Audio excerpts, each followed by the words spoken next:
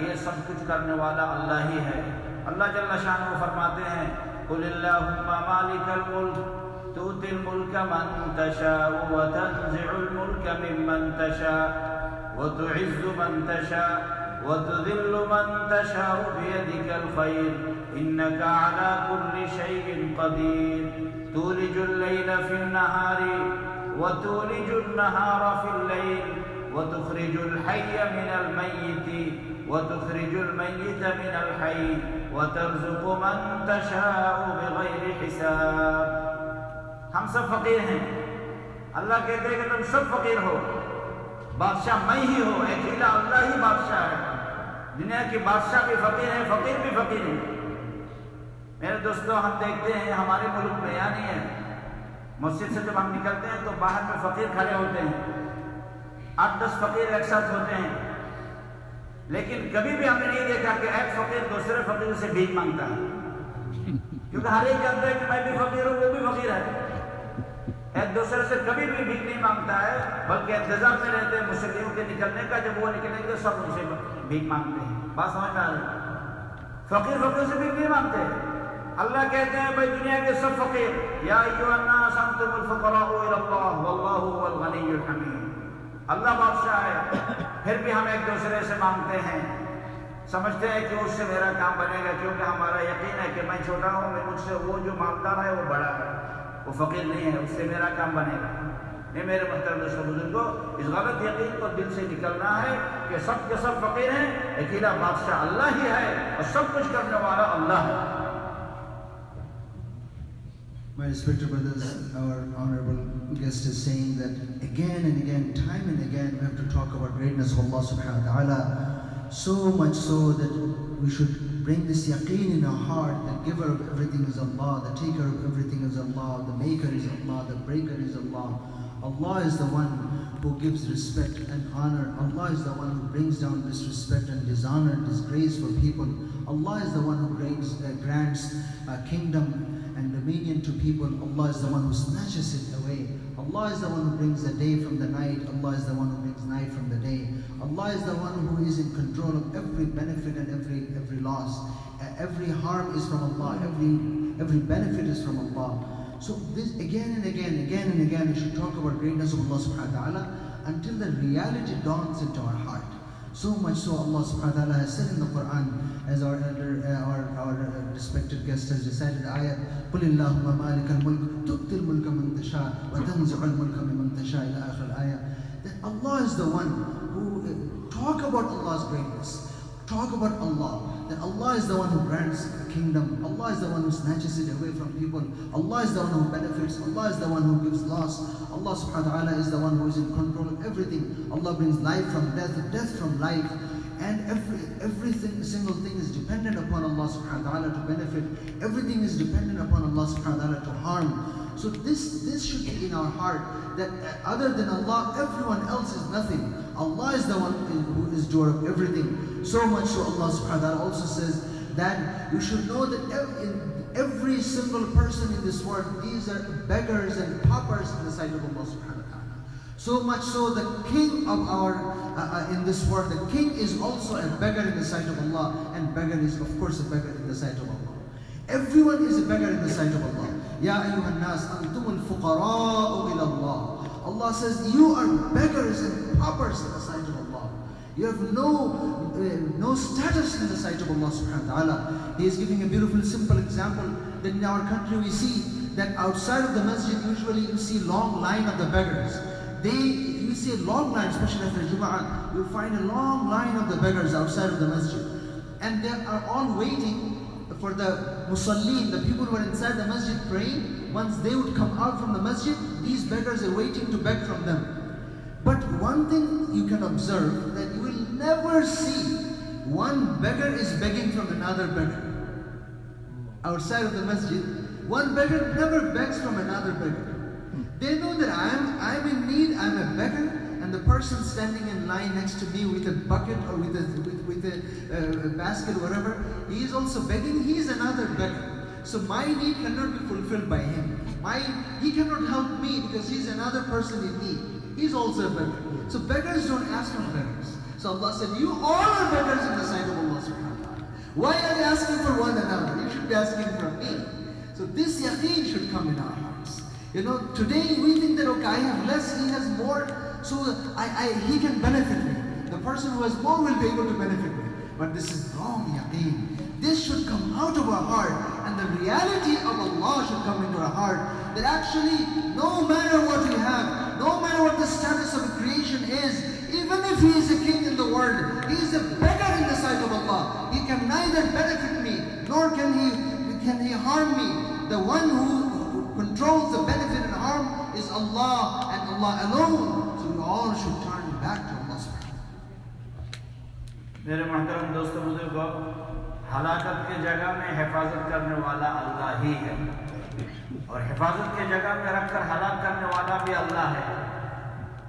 ابراہیم علیہ السلام کو آگ کے اندر اللہ ہی نے حفاظت فرمایا، اور یونس علیہ السلام کو مچھلی کے پیٹ میں اللہ نے حفاظت فرمایا، اور یوسف علیہ السلام کو فی غیابت الجب کنویں کے اندر اللہ نے حفاظت فرمایا۔ حفاظت کرنے والا اللہ ہے۔ اسماعیل علیہ السلام کو چھری کے نیچے اللہ نے حفاظت فرمایا، حفاظت کرنے والا اللہ۔ اور نمرود کو اور فرعون کو ہلاک اللہ ہی نے کیا۔ میرے دوست، حفاظت کا مالک بھی اللہ ہے اور ہلاک کرنے والا بھی اللہ ہے۔ اسی لیے ہم اللہ کی طرف متوجہ ہو، ففروا الی اللہ، ففروا الی اللہ وسارعوا الی مغفرۃ من ربکم۔ اگر اللہ ہمارا ہو جائے تو سب کچھ ہمارا ہے، من لہ المولا فلہ الکل۔ اس لیے میرے محترم دوستو بزرگو، ہم اللہ کی بڑائی کو اتنا بیان کریں، اتنا سنیں اور اتنا اللہ کی قدرت کو دیکھیں اور سوچیں کہ ہمارے دل کے اندر ایمان مضبوط ہو جائے، کیونکہ کتاب کے اندر آتا ہے الایمان یزید و ینقص، ایمان بڑھتا ہے گھٹتا ہے۔ ایمان الملائکہ لا یزید ولا ینقص، فرشتوں کا ایمان بڑھتا بھی نہیں گھٹتا بھی نہیں، اور نبیوں کا ایمان۔ الحمد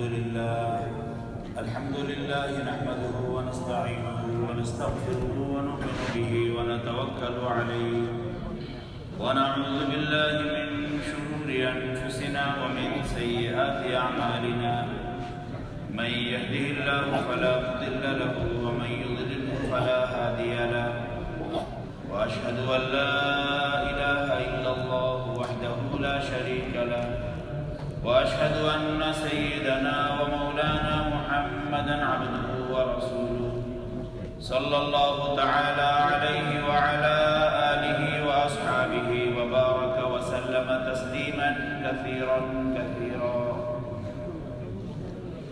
أما بعد، فأعوذ بالله من الشيطان الرجيم. بسم الله الرحمن الرحيم. والذين جاهدوا فينا لنهدينهم سبلنا وإن الله لمع المحسنين. وقال الله سبحانه وتعالى: قل هذه سبيلي أدعو إلى الله على بصيرة أنا ومن اتبعني وسبحان الله وما أنا من المشركين. وقال الله سبحانه وتعالى: ومن أحسن قولا ممن دعا إلى الله وعمل صالحا وقال إنني من المسلمين. وقال النبي صلى الله عليه وسلم: إذا عظمت أمة الدنيا نزعت منها هيبة تبلیغی بیانات آفیشل سبسکرائب الأمر ناؤ۔ بالمعروف والنهي عن المنكر حرمت بركة الوحي. وإذا تسابت أمتي سقطت من عين الله، أو كما قال النبي عليه الصلاة والسلام. میرے محترم بھائیو دوستو بزرگو، اللہ جل شانہ عما نوالہ حدیث قدسی میں فرماتے ہیں کہ میں بندہ کے ساتھ ویسا معاملہ کرتا ہوں جیسا بندہ میرے ساتھ گمان رکھتا ہے۔ انا عند ظن عبدی بی، انا عند ظن عبدی بی وانا معه اذا ذکرنی، اور میں بندہ کے ساتھ ہوتا ہوں جب بندہ مجھے یاد کرتا ہے۔ وَأَنَا مَعَهُ میں بندہ کے ساتھ ہوتا ہوں اِذَا ذَكَرَنِي جب مجھے یاد کرے، زبان سے کرے، دل سے کرے، اعضاء و جوارح سے، اعمال کے ذریعہ اللہ کو یاد کرے تو اللہ بندہ کے ساتھ ہوتا ہے۔ فَإِن ذَكَرَنِي فِي نَفْسِهِ ذَكَرْتُهُ فِي نَفْسِي اگر بندہ مجھے دل میں یاد کرے تو میں بھی بندہ کو اپنے دل میں یاد کرتا ہوں۔ وَإِن ذَكَرَنِي فِي مَلَئٍ ذَكَرْتُهُ فِي مَلَئٍ خَيْرٍ مِّنْهُ اگر بندہ مجھے کسی مجلس میں یاد کرے، کسی محفل میں یاد کرے تو میں ان کی مجلس سے اعلیٰ مجلس، فرشتوں کی مجلس میں ان کا تذکرہ کرتا ہوں۔ وَإِن تَقَرَّبَ إِلَيَّ شِبْرًا تَقَرَّبْتُ إِلَيْهِ بَاعًا اگر بندہ میرے طرف آدھا ہاتھ آگے بڑھتا ہے تو میں بندہ کی طرف ایک ہاتھ بڑھتا ہوں۔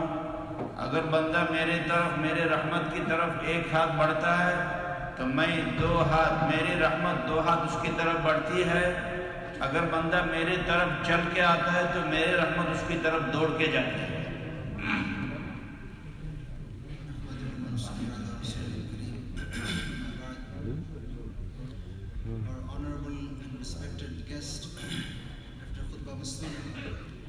is saying that Allah himself says, which is narrated in Hadith Qudsi, that Allah treats an individual the way he thinks about Allah. Allah subhanahu wa ta'ala himself says, "Ana 'inda dhanni 'abdi bi." I treat my slaves according to his expectations from me. I treat my slaves the way he thinks about me. وَأَنَا مَعَهُ إِذَا ذَكَرَنِي and I am with him, I am with my slave when he remembers me. And when he remembers me from his heart, I, meaning Allah himself is saying that I remember him also from my heart. When he remembers me through his limbs and organs, I remember him from myself. When he remembers in a gathering, when he remembers Allah remembers me in a gathering, I remember him in a gathering which is much more nobler and greater than the gathering in which he is remembering me. And when my slave, he advances towards me, my servant, my slave comes closer to me by one span, I go closer to him, meaning Allah's mercy goes closer to him by an arm's length. When he comes closer to me by an arm's length, Allah says, I myself go towards him 2 arms length.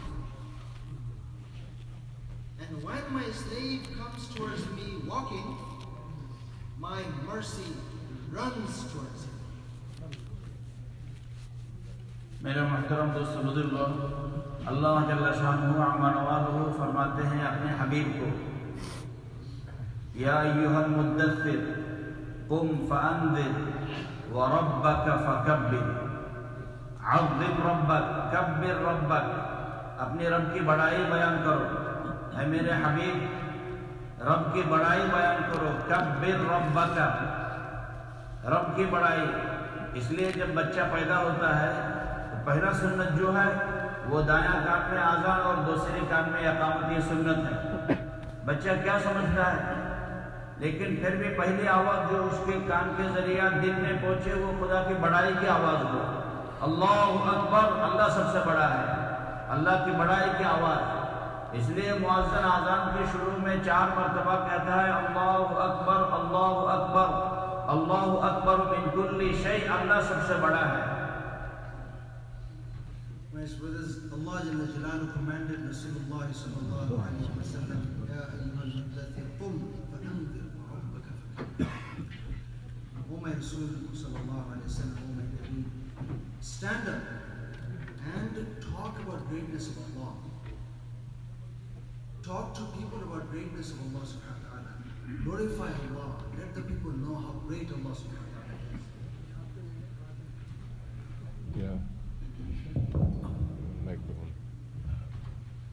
great Allah subhanahu wa ta'ala is, you go and tell the people, Allah's command to Rasulullah sallallahu alaihi wasallam, that you go and you stand up and tell the people how great Allah is. And likewise, every single baby is born, the command of Allah on us, the sunnah of Nabi sallallahu alaihi wasallam on us is that we should give adhan on one side, 1 ear, and iqama on the left ear. Our respected guest is saying, what does a baby understand? The baby doesn't understand this, but the first thing that should go inside the heart of the baby, through the ear of the baby, should be the greatness of Allah. That's why every mu'adhin, 5 times a day, every part of the world is made to stand up, and 4 times at the beginning of adhan is required to declare about the greatness of Allah, that Allahu Akbar, Allahu Akbar. Allah is greater than everything else. Allah is the greatest. Talk about greatness of Allah. اس لیے پہلی آواز جو جناب رسول اللہ صلی اللہ علیہ وسلم کی زبان مبارک سے نکلی وہ اللہ کی بڑائی کی آواز تھی. اللہ اکبر کبیرہ، اللہ اکبر کبیرہ، والحمد للہ حمدا کثیرا، وسبحان اللہ بکرۃ واصیلا. اس لیے میرے محترم دوستو بزرگو، ہم نماز میں اس کی مشق کرتے ہیں کہ تکبیر تحریمہ کے وقت میں کہتے ہیں اللہ اکبر، رکوع کے وقت میں کہتے ہیں اللہ اکبر، سجدے میں جاتے وقت کہتے ہیں اللہ اکبر، اٹھتے وقت کہتے ہیں اللہ اکبر.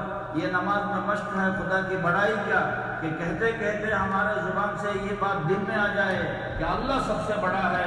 اللہ اکبر من کل شیء، سارے دنیا کے سب کچھ مخلوق ہیں، مخلوق کچھ بھی نہیں کر سکتا اللہ کے حکم کے بغیر. اللہ جل شانہ سب کچھ کر سکتا ہے، سب کچھ کے بغیر وہ اللہ سب سے بڑا ہے. So the same thing was in the Mubarak and auspicious tongue of Rasulullah sallallahu alaihi wasallam. The first thing, that Allah is the greatest. Allah subhanahu wa ta'ala is the greatest. Allahu Akbar. So, and we are also made to practice the same thing again, again. From beginning to the end of Salat, we are required and we are told to say Allahu Akbar. The Salat begins with Allahu Akbar. We go to Ruku with Allahu Akbar. We go to Sajda with Allahu Akbar. We get up from Sajda with Allahu Akbar. And all the parts of Salat, at the end of the Salat, again we remind ourselves about greatness of Allah subhanahu wa ta'ala. So that again and again we talk about it, that Allah is the greatest, Allah is greater than everything else. And Allahu Akbar min kulli shay, Allah is greater than everything else that exists. So again and again we should be saying it, so much so that after saying it by the tongue, finally even the heart will agree and admit that yes, it is Allah who is the greatest. So this is the ultimate object, that we should talk about greatness of Allah subhanahu wa ta'ala so much that this yaqeen is inculcated in the heart, that it is Allah and only Allah who is the doer of everything. Allah Jalla Jalaluhu can do whatever He wants without any creation. And the creation, entire creation put together collectively or individually, cannot do anything without one Allah. This yaqeen should be inculcated in the heart. اس لیے جب کوئی آدمی اوپر کی طرف اٹھے، اوپر کی طرف چڑھے، چاہے سیڑھی سے ہو، چاہے لفٹ سے ہو، چاہے ہوائی جہاز سے ہو، اوپر کی طرف چڑھے تو سنت ہے کہ کہو اللہ اکبر، اللہ سب سے بڑا ہے. عید کے دن سب نیا لباس پہنتے ہیں، نیا جوتا، نیا کپڑے، خوشی کا دن ہے. عید کے دن سب خوشی مناتے ہیں. تو اللہ کے حبیب کا سنت کیا ہے کہ بھائی عید کے دن کا خوشی کو ظاہر کرنا ہے تو خدائی کی بڑائی کے سب خوشی کو ظاہر کرو، اور یہ تکبیر سب پڑھو، اللہ اکبر لا الہ الا اللہ، اللہ اکبر وللہ الحمد. اللہ کی بڑائی کے ساتھ خوشی کا ظاہر ہو. خوشی کا ظاہر کرنا یہ بھی خدا کی بڑائی کے ساتھ ہو کہ اللہ سب سے بڑا ہے. ہر وقت یہ کہے کہ اللہ بڑا ہے، اللہ اکبر، اللہ بڑا ہے. کوئی جانور ذبح کرے تو بھی یہ سنت ہے کہ کہو بسم اللہ اللہ اکبر، اللہ سب سے بڑا ہے. So in all aspects of our life we are trained to bring this yaqeen in our heart. So much so that it is sunnah of Nabi sallallahu alaihi wasallam that when we are going upwards, let it be through staircases or through elevators, whatever the way we are going upwards, we should be saying Allahu Akbar, Allahu Akbar. Even when we are slaughtering an animal, we are told to say Bismillahi Allahu Akbar. again and again this reminder, this practice, this mashq, this exercise, that Allah is the greatest. Allah is the greatest. So much so the occasion of Eid, when it is time to express our happiness and it is time to rejoice and enjoy. So even our enjoyments and our celebrations, how we should express our happiness, Rasulullah said, even your happiness and your enjoyment and celebration also should be expressed through the greatness of Allah. Even during the Eid, we are required to say, we are told to say, Allahu Akbar, La ilaha illallah, Allahu Akbar, Walillahi alhamd. Even during the Eid in celebration, we are supposed to say, Allah is the greatest, Allah is the greatest, and there is none other than Allah subhanahu wa ta'ala. So this is the practice everywhere. یہ کہتے کہتے ہمارے دل میں یہ بات اتر جائے کہ اللہ سب سے بڑا ہے. میرے محترم دوستو بزرگوں، اگر یہ بات ہمارے دل میں آ جائے اللہ بڑا ہے تو اللہ کا حکم ماننا ہمارے لیے آسان ہو جائے. ہم اللہ کے حکم کو پورا کر سکیں گے کیونکہ اللہ بڑا ہے، حکم بھی بڑا ہے. اس لیے مؤذن نماز کے لیے بلانے کے لیے کھڑے ہوتے ہیں تو پہلے یہ نہیں کہتا کہ آؤ نماز کے لیے اللہ کا حکم ہے، پہلے اللہ کی بڑائی کو بیان کرتا ہے کہ آدمی کے دل میں یہ بات آ جائے کہ اللہ بڑا ہے، اللہ کا حکم بھی بڑا ہے. اس دفعہ ہمارے پرانوں کے جوڑ میں مولانا ابراہیم صاحب دام برکاتہ نے یہ قصہ سنا ہے کہ ایک بادشاہ تھا محمود غزنوی، سلطان محمود غزنوی. ان کا ایک غلام تھا جس کا نام تھا ایاز. بہت پیار کرتا تھا بادشاہ غلام کو. اب جو وزیر تھے ان کے دل میں یہ بات آئی کہ بادشاہ کو کیا ہو گیا، ہم بڑے بڑے وزیر ہیں، دانش مند ہیں، عقل مند ہیں، ہم سے مشورہ کر کے بادشاہ کام کرے، ہم کو زیادہ محبت کرے، ہم کو زیادہ نزدیک رکھے. لیکن بادشاہ کو کیا ہو گیا کہ ایاز کو ہر وقت نزدیک بلاتے ہیں اور اس سے مشورہ کر کے کام کرتے ہیں. یہ خبر بادشاہ کو پہنچ گیا کہ وزیر یہ کہتے ہیں. پھر سب وزیروں کو بلایا کہ آ جاؤ، سب کو بلایا اور بلا کر ایک ایک کو یہ کہا کہ میرے پاس ایک ہیرا کا بڑا ٹکڑا ہے، ایک پیالہ ہے سمجھے ہیرا کا، میں چاہتا ہوں کہ اس کو توڑ ڈالو. ایک وزیر کو کہا کہ آپ اس کو توڑ ڈالیں. تو وزیر نے کہا نہیں بادشاہ صاحب، یہ تو بہت قیمتی چیز ہے، ہیرا کا جو پیالہ ہے، ٹکڑا ہے، یہ بہت قیمتی ہے، اس کو توڑنے سے کیا فائدہ. پھر دوسرے کو کہا کہ بھائی اس کو توڑنا چاہتا ہوں، تم اس کو توڑ ڈالو. کہا نہیں بادشاہ، یہ تو بہت قیمتی ہے، اس کی بہت قیمت ہے، اس کو توڑنا نہیں چاہیے. پھر تیسرے کو کہا، تیسرے نے بھی ایسا ہی جواب دیا. ہر ایک کہتا ہے کہ یہ بہت قیمتی چیز ہے، اس کو توڑنے میں کیا فائدہ ہے، اس کو توڑنا نہ چاہیے، کسی کو دے دے اس کو کام میں آ جائے گا. تو کسی وزیر نے بھی اس کو توڑا نہیں.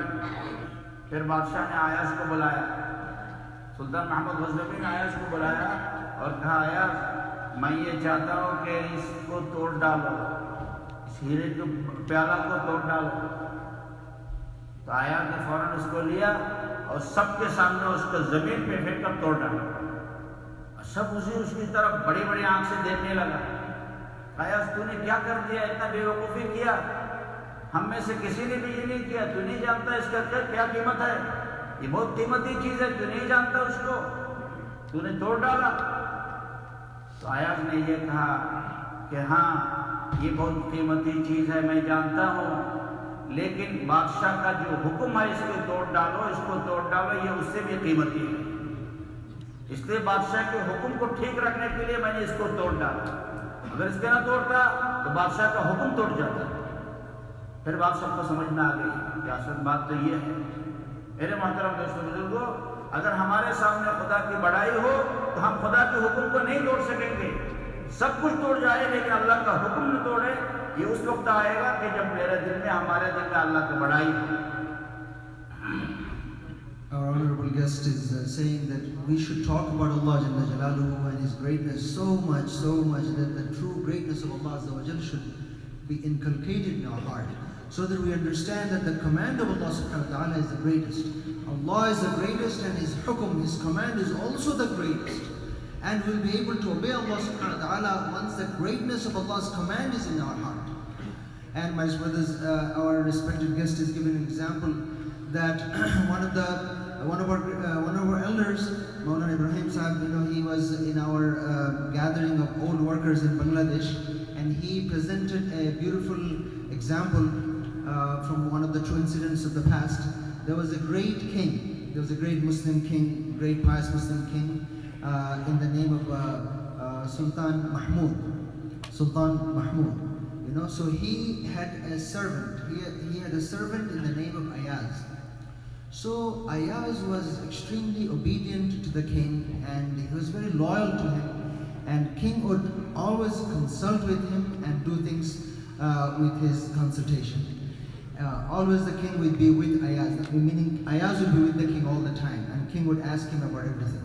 Now the ministers of the king, the other people of the court in the king, they were all jealous about this, that we are so educated, so well-skilled, well-trained, knowledgeable people, so qualified people, the ministers. Why is it that the king does not do consultation with us as much as he does with this poor, ignorant slave? Why he prefers him over everyone else?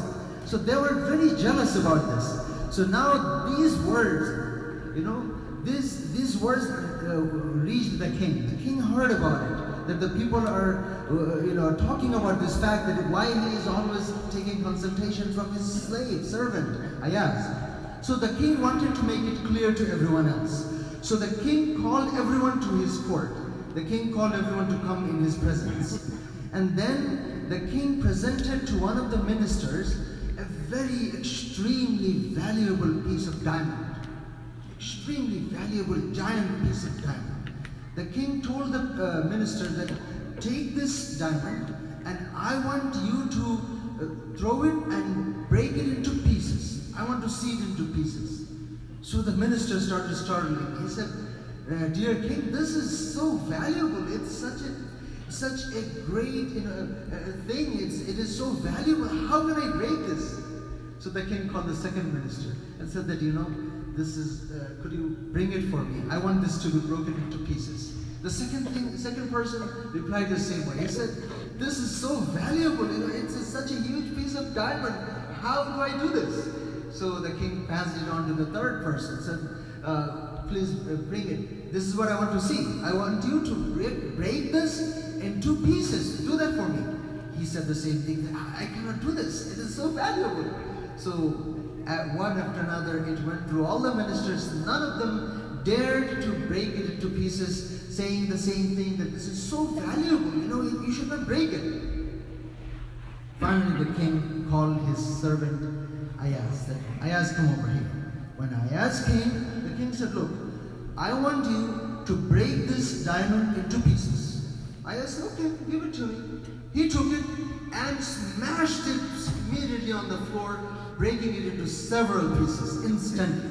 So all the ministers, they're looking at him that you don't even have any idea what you just did. It's so valuable. How could you do this? Ayaz said, look, indeed, this piece of diamond is extremely precious. It is valuable, no doubt. But the king's command is to break this. If I don't break it, then the value of the king's command is degraded and the value of the piece of stone is upgraded. If I don't break this, then I'm breaking the command of the king. So which one is more valuable? So instantly, all the people understood why the king prefers Ayaz over everyone else. So when the value of the king's command is in the heart of the servant, then it is easy for him to carry out every single command from the king. Likewise, once you know the value of Allah and the greatness of the command of Allah subhanahu wa ta'ala, then we'll know that Allah's command is more valuable than every other thing in this world. So Allah carrying out the command of Allah for us will also be easier over every other command in this world. इसलिए मेरे मोहतरम दोस्तों बुजुर्गों, अल्लाह की बड़ाई को हम कहे सुने और अल्लाह की कुदरत को देखकर सोचे, ताकि हमारे दिल में अल्लाह की बड़ाई हो कि अल्लाह हमारा रब है, अल्लाह हमारा खालिक है, अल्लाह हमारा मालिक है اور سارے کے سارے چیز جتنے دنیا کے اندر ہیں یہ سب کچھ مخلوق ہیں. یہ مخلوق سب کے سب مل کر کچھ بھی نہیں کر سکتا. نہ نفع کا مالک ہے، نہ نقصان کا مالک ہے، نہ حیات کا مالک ہے، نہ موت کا مالک ہے، نہ عزت کا مالک ہے، نہ بے عزتی کا مالک ہے، بلکہ سب کچھ کا مالک اللہ سبحانہ و تعالی ہے.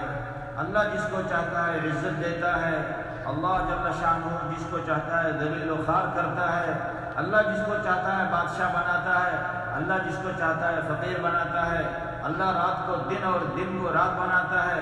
یہ سب کچھ کرنے والا اللہ ہی ہے. اللہ جل شانہ فرماتے ہیں قل اللہم مالک الملک تؤتی الملک من تشاء وتنزع الملک ممن تشاء وتعز من تشاء وتذل من تشاء بيدك الخير إنك على كل شيء قدير تولج الليل في النهار وتولج النهار في الليل وتخرج الحي من الميت وتخرج الميت من الحي وترزق من تشاء بغير حساب. ہم سب فقیر ہیں. اللہ کہتے ہیں کہ تم سب فقیر ہو، بادشاہ میں ہی ہوں، اکیلا اللہ ہی بادشاہ ہے. دنیا کی بادشاہ بھی فقیر ہیں، فقیر بھی فقیر ہیں. میرے دوستو ہم دیکھتے ہیں ہمارے ملک میں یعنی ہے مسجد سے جب ہم نکلتے ہیں تو باہر میں فقیر کھڑے ہوتے ہیں، 8-10 فقیر ایک ساتھ ہوتے ہیں، لیکن کبھی بھی ہم نے نہیں دیکھا کہ ایک فقیر دوسرے فقیر سے بھیک مانگتا ہے، کیونکہ ہر ایک جانتا ہے کہ میں بھی فقیر ہوں، وہ بھی فقیر ہے. ایک دوسرے سے کبھی بھی بھیک نہیں مانگتا ہے، بلکہ انتظار میں رہتے ہیں مسلموں کے نکلنے کا. جب وہ نکلیں گے سب ان سے بھیک مانگتے ہیں. بات سمجھ میں آ رہی ہے؟ فقیر سے بھیک نہیں مانگتے. اللہ کہتے ہیں بھائی دنیا کے سب فقیر، یا ایھا الناس انتم الفقراء الی اللہ واللہ هو الغنی الحمید. اللہ بادشاہ ہے، پھر بھی ہم ایک دوسرے سے مانگتے ہیں، سمجھتے ہیں کہ اس سے میرا کام بنے گا، کیونکہ ہمارا یقین ہے کہ میں چھوٹا ہوں، مجھ سے وہ جو مالدار ہے وہ بڑا ہے، وہ فقیر نہیں ہے، اس سے میرا کام بنے گا. نہیں میرے محترم دوستو بزرگوں، اس غلط یقین کو دل سے نکلنا ہے کہ سب کے سب فقیر ہیں، اکیلا بادشاہ اللہ ہی ہے اور سب کچھ کرنے والا اللہ ہے. My respected brothers, our honorable guest is saying that again and again, time and again, we have to talk about greatness of Allah subhanahu wa ta'ala. So much so that we should bring this yaqeen in our heart, the giver of everything is Allah, the taker of everything is Allah, the maker is Allah, the breaker is Allah. Allah is the one who gives respect and honor. Allah is the one who brings down disrespect and dishonor, disgrace for people. Allah is the one who grants kingdom and dominion to people. Allah is the one who snatches it away. Allah is the one who brings the day from the night. Allah is the one who brings night from the day. Allah is the one who is in control of every benefit and every loss. Every harm is from Allah. Every benefit is from Allah. So this again and again, we should talk about greatness of Allah subhanahu wa ta'ala until the reality dawns into our heart. So much so Allah subhanahu wa ta'ala has said in the Quran, as our respected guest has recited the ayat, قُلِ اللَّهُمَّ مَالِكَ الْمُلْكِ تُؤْتِي الْمُلْكَ مَنْ تَشَاءُ وَتَنْزِعُ الْمُلْكَ مِمَّنْ تَشَاءُ إِلَى آخِرِ الآية. That Allah is the one who talk about Allah's greatness. Talk about Allah, that Allah is the one who grants a kingdom. Allah is the one who snatches it away from people. Allah is the one who benefits. Allah is the one who gives loss. Allah subhanahu wa ta'ala is the one who is in control of everything. Allah brings life from death, death from life. And everything, single thing is dependent upon Allah subhanahu wa ta'ala to benefit. Everything is dependent upon Allah subhanahu wa ta'ala to harm. So this should be in our heart, that other than Allah, everyone else is nothing. Allah is the one who is doer of everything. So much so Allah subhanahu wa ta'ala also says that you should know that every single person in this world, these are beggars and paupers in the sight of Allah subhanahu wa ta'ala. So much so the king of our, in this world, the king is also a beggar in the sight of Allah, and beggar is of course a beggar in the sight of Allah. Everyone is a beggar in the sight of Allah. Ya ayyuhan nas antumul fuqara'u ila Allah. Allah says you are beggars and paupers in the sight of Allah. You have no status in the sight of Allah subhanahu wa ta'ala. He is giving a beautiful simple example that in our country we see that outside of the masjid usually you see long line of the beggars. You see a long line, especially after Jum'ah, you find a long line of the beggars outside of the masjid. And they are all waiting for the musallin, the people who are inside the masjid praying, once they would come out from the masjid, these beggars are waiting to beg from them. But one thing you can observe, that you will never see one beggar is begging from another beggar. Outside of the masjid, one beggar never begs from another beggar. They know that I'm in need, I'm a beggar, and the person standing in line next to me with a bucket or with a basket, whatever, he is also begging, he is another beggar. So my need cannot be fulfilled by him. He cannot help me because he's another person in need. He's also a beggar. So beggars don't ask from beggars. So Allah said, you all are beggars in the sight of Allah subhanahu wa ta'ala. Why are you asking for one another? You should be asking from me. So this yaqeen should come in our hearts. You know, today we think that, okay, I have less, he has more, so he can benefit me. The person who has more will be able to benefit me. But this is wrong yaqeen. This should come out of our heart, and the reality of Allah should come into our heart, that actually no matter what we have, no matter what the status of a creation is, even if he is a king in the world, he is a beggar in the sight of Allah. He can neither benefit me, nor can he harm me. The one who controls the benefit and harm is Allah, and Allah alone. So we all should turn back to Allah subhanahu wa ta'ala. میرے محترم دوستو بزرگو، ہلاکت کی جگہ میں حفاظت کرنے والا اللہ ہی ہے، اور حفاظت کی جگہ میں رکھ کر ہلاک کرنے والا بھی اللہ ہے۔ ابراہیم علیہ السلام کو آگ کے اندر اللہ ہی نے حفاظت فرمایا، اور یونس علیہ السلام کو مچھلی کے پیٹ میں اللہ نے حفاظت فرمایا، اور یوسف علیہ السلام کو فی غیابت الجب، کنویں کے اندر اللہ نے حفاظت فرمایا۔ حفاظت کرنے والا اللہ ہے۔ اسماعیل علیہ السلام کو چھری کے نیچے اللہ نے حفاظت فرمایا، حفاظت کرنے والا اللہ۔ اور نمرود کو اور فرعون کو ہلاک اللہ ہی نے کیا۔ میرے دوست، حفاظت کا مالک بھی اللہ ہے اور ہلاک کرنے والا بھی اللہ ہے، اسی لیے ہم اللہ کی طرف متوجہ ہو۔ ففروا الی اللہ، ففروا الی اللہ وسارعوا الی مغفرۃ من ربکم۔ اگر اللہ ہمارا ہو جائے تو سب کچھ ہمارا ہے۔ من لہ المولا فلہ الکل۔ اس لیے میرے محترم دوستو بزرگو، ہم اللہ کی بڑائی کو اتنا بیان کریں، اتنا سنیں اور اتنا اللہ کی قدرت کو دیکھیں اور سوچیں کہ ہمارے دل کے اندر یہ ایمان مضبوط ہو جائے، کیونکہ کتاب کے اندر آتا ہے الایمان یزید و ینقص، ایمان بڑھتا ہے گھٹتا ہے۔ ایمان الملائکہ لا یزید ولا ینقص، فرشتوں کا ایمان بڑھتا بھی نہیں گھٹتا بھی نہیں، اور نبیوں کا ایمان، انبیاء کرام علیہ السلام کا ایمان یزید ولا ینقص، ہر وقت بڑھتا ہے گھٹتا نہیں ہے، کیونکہ انبیاء کرام ایمان کی دعوت دیتے ہیں، صبح شام ہر وقت دعوت دیتے ہیں، اللہ کی طرف بلاتے ہیں۔ انی دعوت قومی لیلا ونہارا، نوح علیہ السلام کی دعوت کے بارے میں سورہ نوح کے اندر اللہ تعالیٰ فرماتے ہیں انی دعوت قومی لیلا ونہارا فلم یزدہم دعائی الا فرارا وانی کلما دعوتہم لتغفر لہم جعلوا اصابعہم فی آذانہم واستغشوا ثیابہم واصروا واستکبروا استکبارا ثم انی دعوتہم جہارا ثم انی اعلنت لہم واسررت لہم اسرارا۔ انبیاء کرام علیہ السلام لوگوں کو دعوت دیتے ہیں اللہ کی طرف، اللہ کی بڑائی کی طرف، لا الہ الا اللہ کی طرف بلاتے ہیں۔ اس لیے نبیوں کا ایمان بڑھتا ہے گھٹتا نہیں، اور عام مسلمانوں کا ایمان بڑھتا بھی ہے گھٹتا بھی ہے۔ جب ایمان کی بات کہتے ہیں، سنتے ہیں، سوچتے ہیں، اللہ کی قدرت کو دیکھتے ہیں تو ایمان بڑھ جاتا ہے۔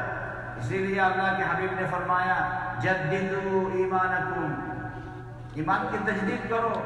کیف نجدد ایماننا یا رسول اللہ، اے اللہ کے حبیب ایمان کی تجدید کیسے کرے؟ قال اکثروا من قول لا الہ الا اللہ۔ My respected brothers and elders, in this line we should be talking about so much about Allah Jalla Jalalu's greatness, so much about Allah's greatness, that Allah's greatness should be inculcated in our heart, that Allah's command should be greater than everything else in our heart. The doer is Allah, the maker is Allah, the breaker is Allah, everything is Allah.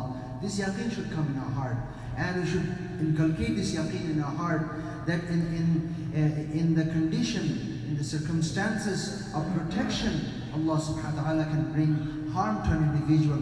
And in the circumstances and condition of harm, Allah subhanahu wa ta'ala can bring protection for an individual. Allah Jalla Jalaluhu gave examples how Allah subhanahu wa ta'ala protected Ibrahim alayhi salam in the condition of destruction, in the condition of fire, where a person is immediately and instantly destroyed. In the condition of destruction, Allah protected Ibrahim alayhi salam. And Allah subhanahu wa ta'ala protected Yunus alayhi salam inside the stomach of the fish. Allah subhanahu wa ta'ala protected Yusuf alayhi salam from inside the deep down, inside the well. Allah Jalla Jalaluhu protected Ismail alayhi salam right under the knife. So whatever Allah Jalla Jalaluhu wants, even in the condition of destruction, Allah can provide and supply with full protection from Allah subhanahu wa ta'ala. On the other hand, an individual could be in the condition of all protection. He has all the means of protection. He has all the means of saving his life.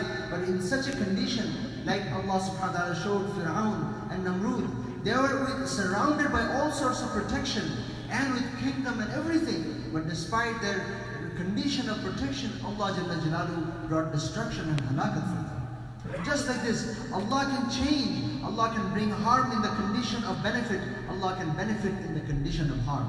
So this yaqeen should come in our hearts. The doer is Allah. And Allah can do whatever He wants without any help from the creation. So that is why Allah should come in our heart. Allah subhanahu, we should run towards Allah. We should bring Allah in our hearts. Allah subhanahu wa ta'ala said in the Quran, فَفِرُّوا إِلَى اللَّهِ وَسَارِعُوا. Allah subhanahu wa ta'ala is telling again and again that we should run towards Allah subhanahu wa ta'ala. We should run and rush towards the mercy of Allah subhanahu wa ta'ala. And it is said that a person who gets Allah, he gets everything. مَنْ لَهُ الْمَوْلَى فَلَهُ الْكُلُّ. A person who got his Mawla, his Rabb, his Allah with him, he has received, he has got everything on his side. So my respected brothers and elders, our respected guest is saying that how we can bring Allah on our side, how we can bring the obedience of Allah subhanahu wa ta'ala in our side. For this reason, inshallah, again and again, we should be talking and reminding ourselves about Allah subhanahu wa ta'ala. And my brothers, we should be giving da'wah to Allah subhanahu wa ta'ala, da'wah towards Allah subhanahu wa ta'ala, because there are three categories of iman. One iman, as it is mentioned that al-iman, our iman, yazidu aw yanqus, it increases and also it decreases. When we are in the environment of iman, we are inviting one another towards Allah subhanahu wa ta'ala, our iman increases. When we are not giving da'wah, we are away from inviting one another towards Allah subhanahu wa ta'ala, our iman decreases. On the other hand, the iman of the malaika, the iman of angels, it is always at acceleration. You will see the iman of the angel is always going up and up and up. And another type of iman is the iman of the malaika is always at the same position, because they're always seeing the ghaib, they're seeing the unseen. The iman of the anbiya alayhi salam is always at acceleration. Iman of Anbiya alayhi salam is always an acceleration. Why is it so? It is because the Anbiya alayhi salam, they're giving da'wah to Allah. They're calling the people towards Allah subhanahu wa ta'ala. And as Allah subhanahu wa ta'ala mentioned, gave karguzari of different Anbiya alayhi salam, how the Anbiya alayhi salam called the people towards Allah subhanahu wa ta'ala. As an example, Sayyidina Nuh alayhi salam, he called the people towards Allah. So much so, Allah subhanahu wa ta'ala says how Sayyidina Nuh alayhi salam invited the people towards Allah. He said that he invited the people towards Allah during the day. He invited the people during the night. So much so that he invited each and every one towards Allah subhanahu wa ta'ala day and night. He invited them silently and quietly. He invited them loudly. And the people were rejecting his invitation. Even then he would go to each and every one. They would plug their ears, they would put their fingers inside their ears, not to listen, not to hear what the Nabi of Allah had to say. But then the Nabi of Allah, Nuh alayhi salam, he would be inviting the people loudly. He would be going to each and everyone and inviting the people towards Allah subhanahu wa ta'ala. So this way, Anbiya alayhi salam is to invite the people day and night, loudly and quietly, all different forms. So because of this, the da'wah of Anbiya alayhi salam towards Allah subhanahu wa ta'ala, Anbiya alayhi salam, that iman used to be always an acceleration. So that is the reason the ummah, our iman is sometimes accelerating, sometimes it is going down. Why?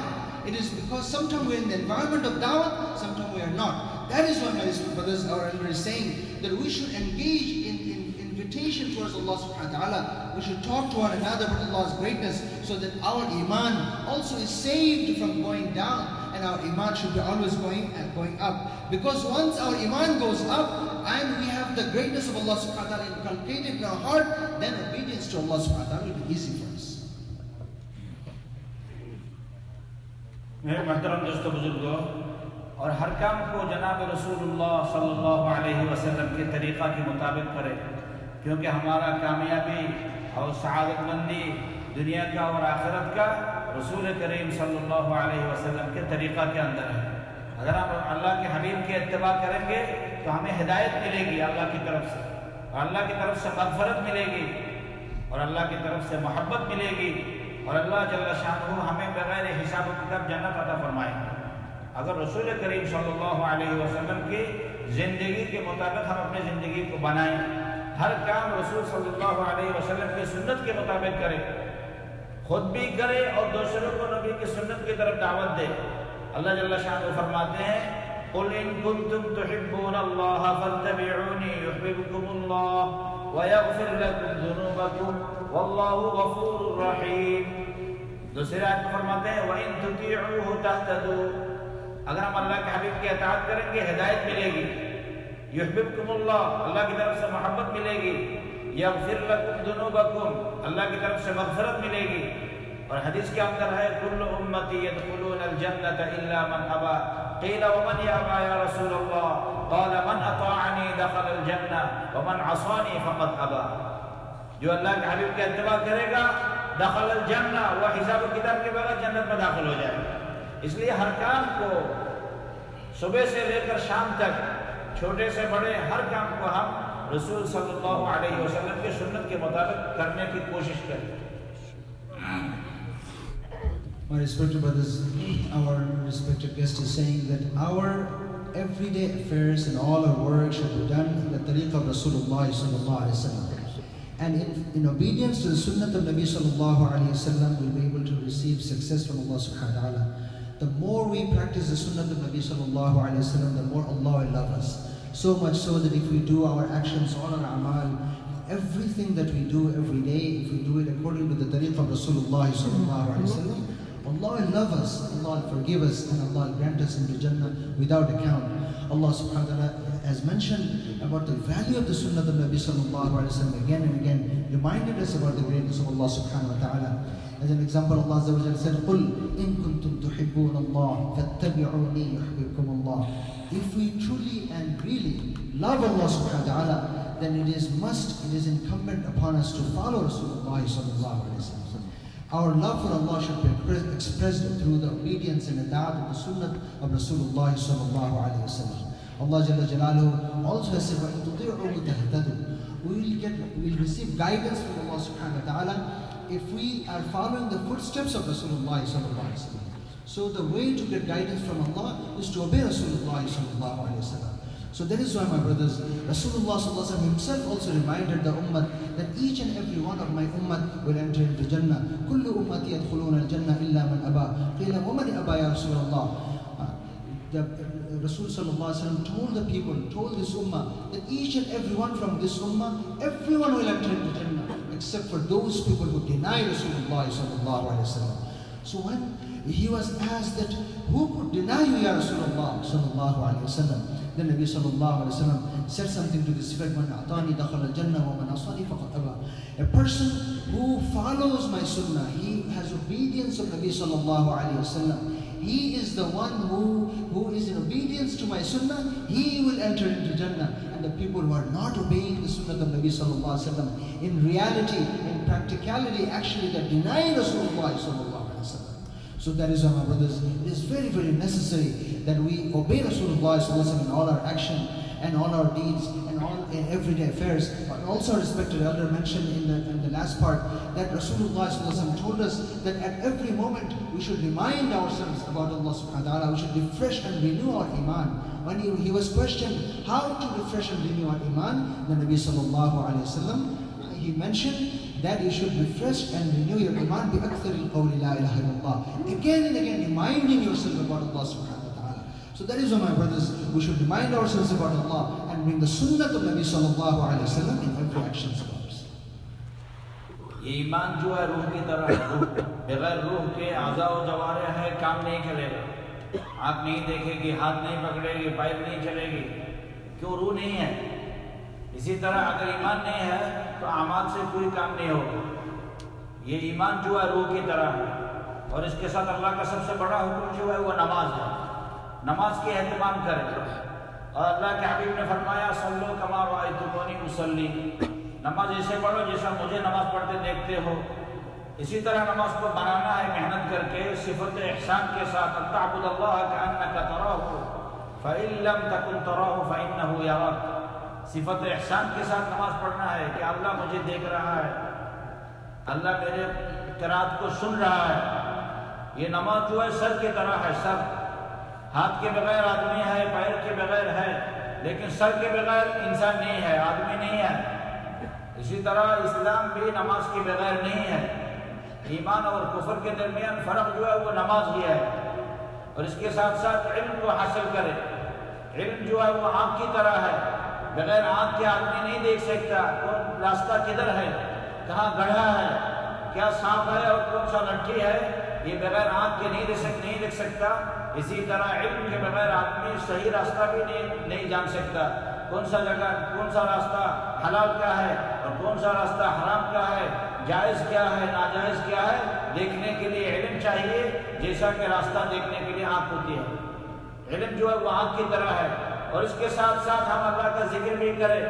ذکر سے مراد جیسا کہ عبد الرحمن صاحب نے فرمایا اور کتاب کے اندر بھی ہے کہ اللہ کے حکم کے مطابق زندگی گزارنا یہ سب سے بڑا ذکر ہے. کل مطیع ذاکر. اسی لیے ذکر زبان کی طرح ہے. جس کا زبان ٹھیک ہے تو اس کو کھانے کا مزہ محسوس ہوگا.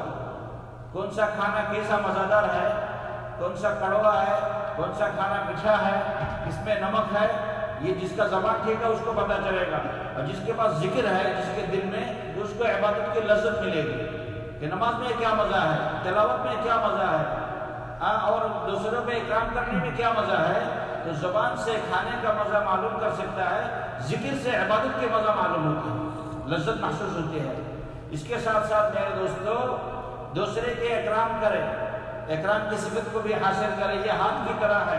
ہاتھ سے آدمی دوسرے کی مدد کر سکتا ہے. اور جس کے پاس اکرام کی صفت ہو وہ بھی دوسرے کو مدد کرے گا اس اکرام کی صفت سے. اور اس کے ساتھ ساتھ اخلاص کی صفت کو بھی حاصل کرے. ہر کام کو رضائے مولا کے لیے کرے. یہ پیٹ کی طرح ہے. اگر پیٹ ٹھیک ہے تو جو بھی کھانا آپ کھائیں گے ہضم ہو جائے گا. پیٹ ٹھیک نہیں ہے, اچھا سے اچھا کھانا بھی کھائیں گے تو پیٹ خراب, ہضم نہیں ہوگا, پیٹ خراب ہے. اس لیے تو کہتے ہیں کہ اخلاص جو ہے وہ پیٹ کی طرح ہے. اخلاص کے ساتھ ہر کام کو کرے, کام چھوٹا بھی ہو اللہ کے پاس قبول ہو جائے گا. اخلاص پیٹ کی طرح. اور اسی طرح ہم دعوت والا جو کام ہے یہ ہمارا ذمہ داری ہے, اس کو لے کر چلے. یہ پیر کی طرح ہے میرے دوستو.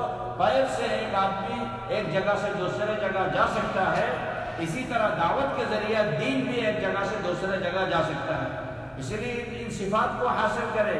ایمان روح کی طرح, نماز سر کی طرح, علم آنکھ کی طرح, ذکر زبان کی طرح, اکرام ہاتھ کی طرح, اخلاص پیٹ کی طرح اور دعوت پیر کی طرح. یہ جسم انسانی کے اندر اللہ نے 6 صفات کو داخل کر دیا. یہ میں نے مولانا صاحب رحمۃ اللہ علیہ سے ہمارے ڈنڈے کے میدان میں سنا کہ حضرت نے فرمایا کہ اللہ نے انسان کے بدن میں 6 نمبر کو داخل کر دیا.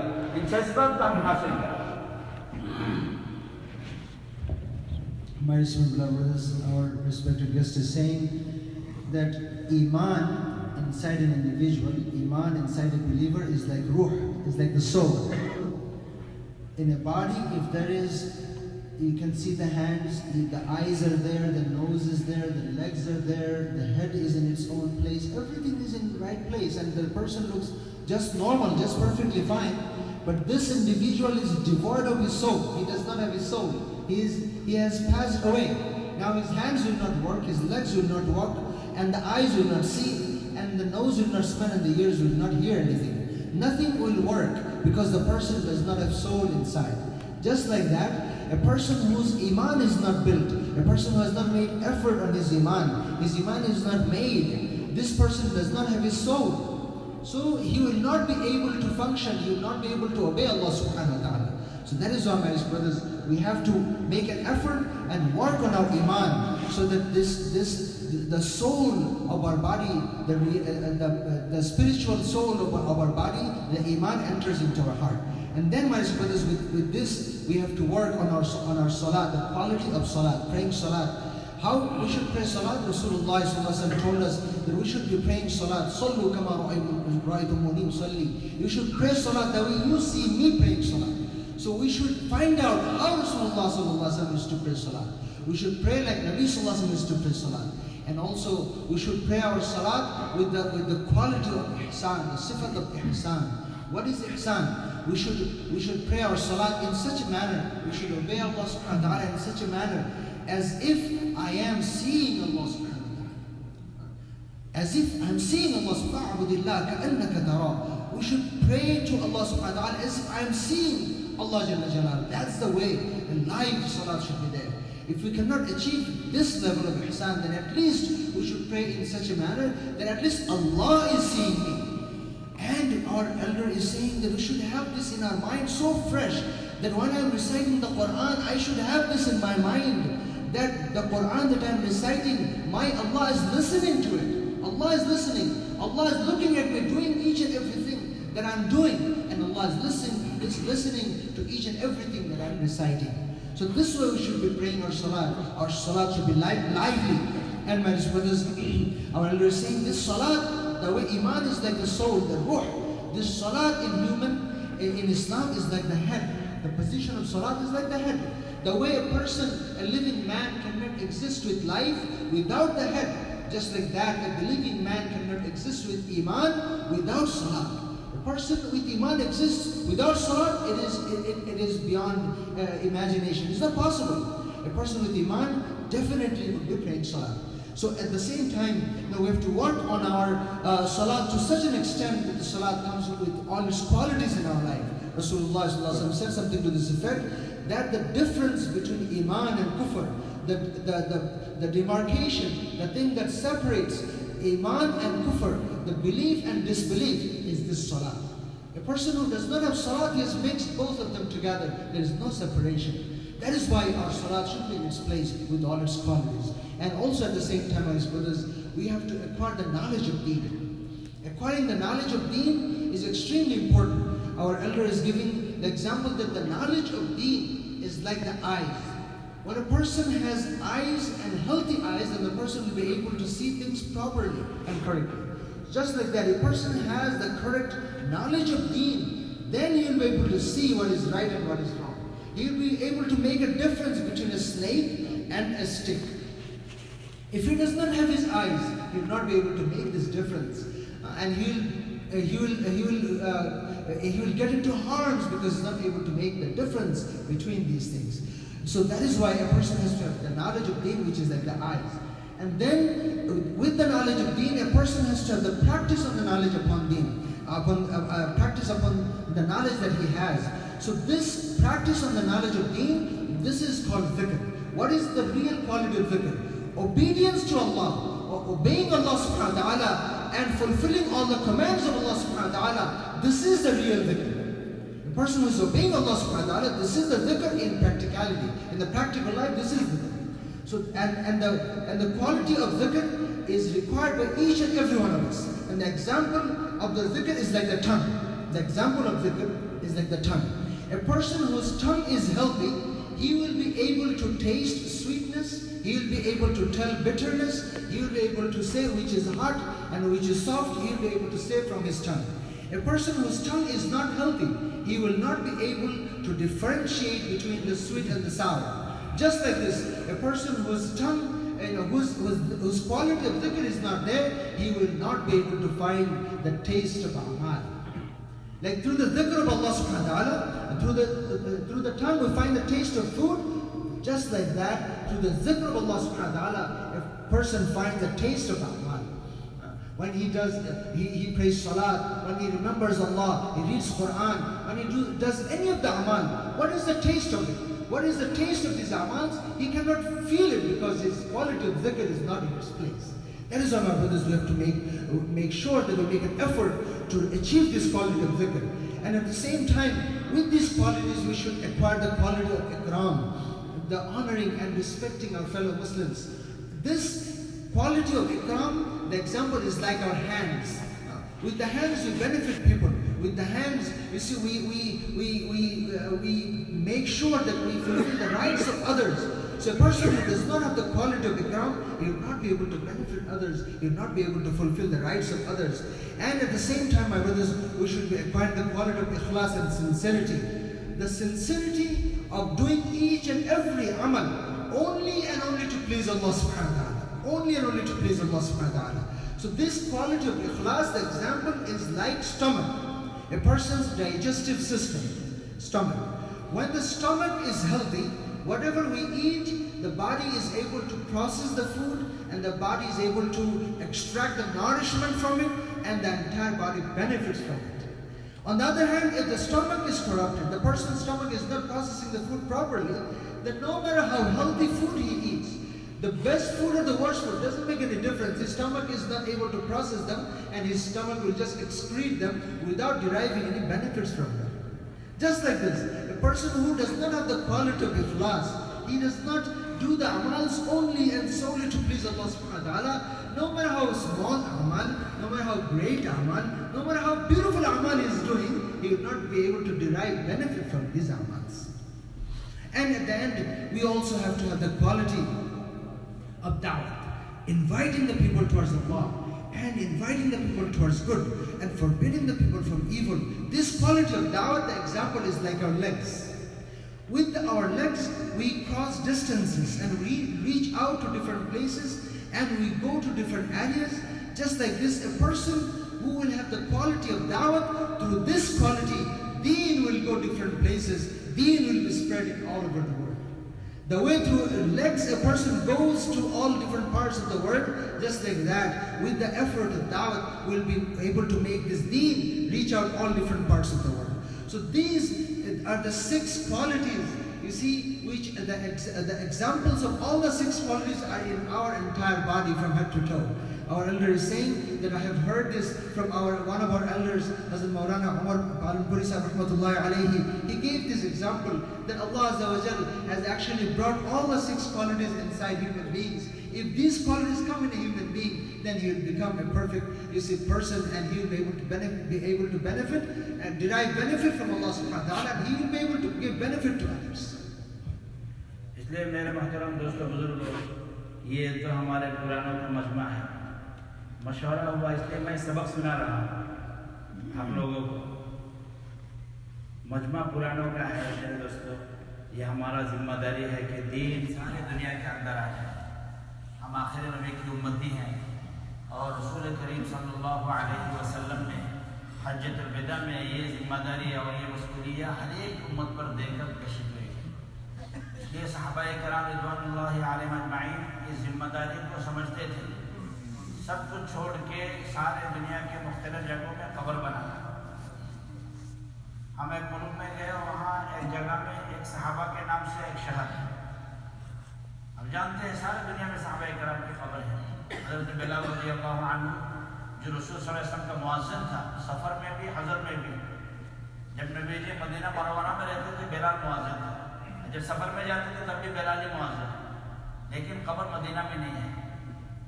खब्बाब बिन आरद रज़ियल्लाहु अन्हु इब्तिदाई इस्लाम के सहाबों में से हैं। मक्का में कितने तकलीफें उठाई, लेकिन कब्र मक्का में नहीं, मदीना में भी नहीं। खब्बाब का अबू अय्यूब अंसारी रज़ियल्लाहु अन्हु रसूल सल्लल्लाहु अलैहि वसल्लम की मेज़बान मदीना मुनव्वरा में कब्र कहाँ है सब जानते हैं अल्हम्दुलिल्लाह। तो सहाबाए किराम के सामने मेरे मोहतरम दोस्तों बुजुर्गों, ये बात थी कि हम हर एक जिम्मेदार हैं दीन में।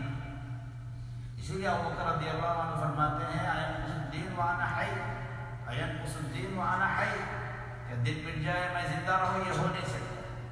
इसलिए मेरे दोस्तों, अल्लाह जल्ल शानुहु ने हम पर रहम किया, फजल किया, करम किया कि हमें इस ज़माने में नबूवत वाला काम, नबी वाला काम, दावत का काम अता फरमाया। इसलिए لیے ہم شکر ادا کریں اور ہمارے بڑوں کے مشورے کے ساتھ چلیں. انشاءاللہ خود بھی دین پر چلنا آسان ہو جائے گا ہمارے لیے اور ہماری محنت سے دوسرے کے پاس بھی دین جائے. اس دعوت والے کام سے اللہ اکبر کتنا مدرسہ ہو گیا. اس کام کا جو نتیجہ ہے بے طلبوں کے اندر طلب پیدا کرنا، یہ تبلیغ کے عمومی کام ہے، خصوصی نہیں، خصوصیت سے اوپر ہے. بے طلبوں کے اندر طلب پیدا کرنا یہ تبلیغ کے عمومی کام ہے. طالبوں کو علم سکھانا مدرسہ کا کام ہے اور طالبوں کو علم کا استعمال سکھانا خانقاہ کا کام ہے، اور بے طلبوں کے اندر طلب پیدا کرنا یہ تبلیغ کے عمومی کام ہے. بے طلب ہم بھی مدرسہ میں پڑھے ہیں لیکن والد صاحب عالم نہیں تھا. میرا والد صاحب ایڈوکیٹ تھا، لائر تھا. اللہ کے راستے میں نکلا. جب میں نے سنا کہ جب میں ہوا نا، میرے والد صاحب نے یہ ارادہ کیا کہ میں ایڈوکیٹ ہوں، میرے بچے کو وہ اور اوپر بڑھانا ہے، کیا ہمارے نڑ وغیرہ کرنا ہے، یہ کرائے گا. لیکن اللہ کے راستے میں 4 مہینے لگایا. پھر آیا گھر میں، میرے والدہ سے مشورہ کیا کہ فضائل قرآن میں نے سنا کہ اگر حافظ ہوگا تو ایسا ایسا فضیلت ہے. تو والدہ بھی تیار ہو گئی. ہم 4 بھائی ہیں، چاروں کو حافظ عالم بنا. یہ تبلیغ کی ایک مثال، میرا خود بتانا والے ہزاروں ہیں. ہم نے جو مدرسہ بنایا اس میں سب بچے تبلیغ والوں کا ہے. یہ تبلیغ سے میرے محترم دوستوں بزرگوں دین کے تمام شعبوں میں پانی پہنچے گا. اس سے تمام شعبے زندہ ہو گئے. مولانا حسین احمد رحمۃ اللہ علیہ فرماتے ہیں یہ پاور ہاؤس جیسے ہے، یہ دعوت والا کام پاور ہاؤس جیسے. اگر پاور ہاؤس ہے تو سب کچھ ٹھیک ہے، چلے گا، fridge, air condition, fan, light سب چلے گا. پھر پاور ہاؤس نہیں ہے تو سب ختم. اور ایک جگہ فرمایا کہ یہ معجون مرکب جیسا ہے، ایک حلوہ ہوتا ہے، اس میں گیسٹرک کا بھی دوائی ہے، اس میں درد کا بھی دوائی ہے، اس میں بہت سارے بیماریوں کے لیے دوا ہے ایک چیز میں. تو کہتے ہیں تبلیغ ایسا ہی ہے کہ اس میں ہر چیزوں کا دوا ہے ایک کام میں. اس میں ذکر اللہ بھی ہے، تعلیم و تعلق بھی ہے. اس لیے میرے محترم دوستوں بزرگوں ہم نیت کریں انشاءاللہ بڑوں کے مشورے کے ساتھ اطاعت کے ساتھ ہم چلیں گے انشاءاللہ. کریں گے انشاءاللہ.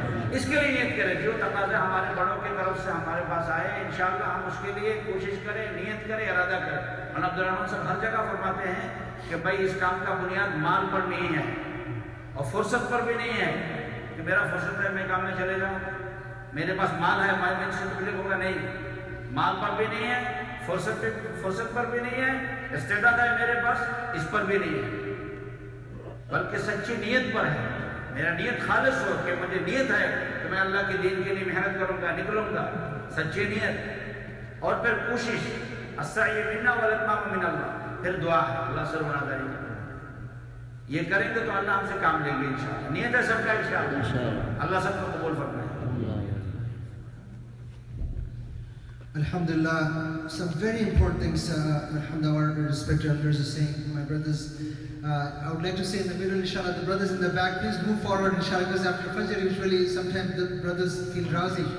Please move closer, inshallah, and we'll try to listen attentively, inshallah ta'ala. If someone is feeling sleepy or something next to us, we'll wake up the person, inshallah. This is something I'm saying for myself. So please, inshallah, make sure that we're up and move a little bit, some haraka, inshallah. Jazakallah. Our respected guest is saying with great humbleness and out of tawadu, he is saying that actually this is a gathering of all old workers. You know, I'm just sitting in front of you because Mashurah has been made that I should be talking to you. And actually I'm just repeating my lesson to you, that what I have learned, I'm just repeating those to you.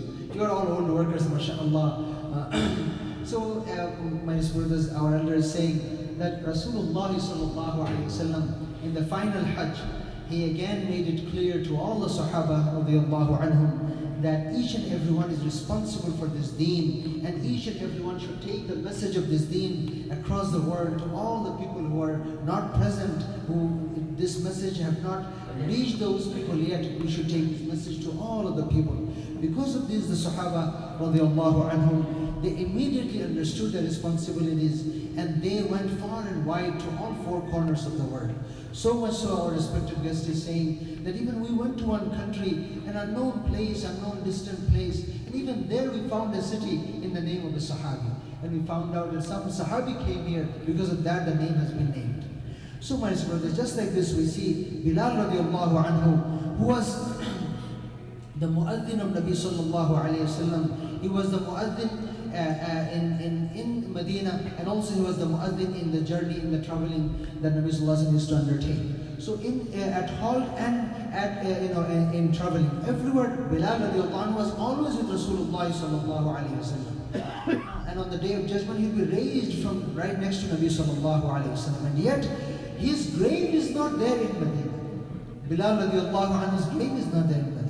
Just like this Khabbab radiallahu anhu, after making so much sacrifice and everything, his grave is not in Makkah, Medina.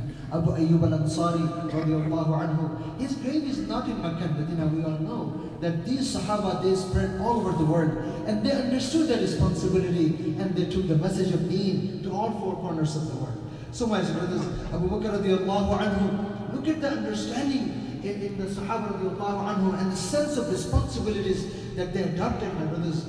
Abu Bakr radiallahu anhu, so serious about Deen. He said, "Ayanqusu ad-deen wa ana hayy," that a loss in Deen will come while I am alive.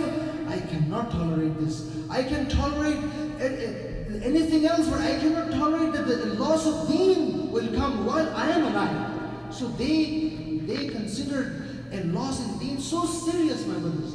So today, you see, we also have to develop this sense of responsibility, that this Deen has great responsibility in our lives. So that is why we have to understand that we also have to take this message, and we have to go around the world, all over the world, and we have to do this effort of Deen and spread the Deen all over the world. And the object of this effort of da'wah, the purpose of this effort of da'wah, the fundamental purpose of this effort of da'wah is to create desires in the heart of those individuals who have no desire for Deen. Those who are baytalab, the ones who have no desire and thirst for Deen, to create desires and to create thirst in the heart of those individuals who have no thirst, no desire, no value for Deen. This is the fundamental purpose of this Juhud of Dawah.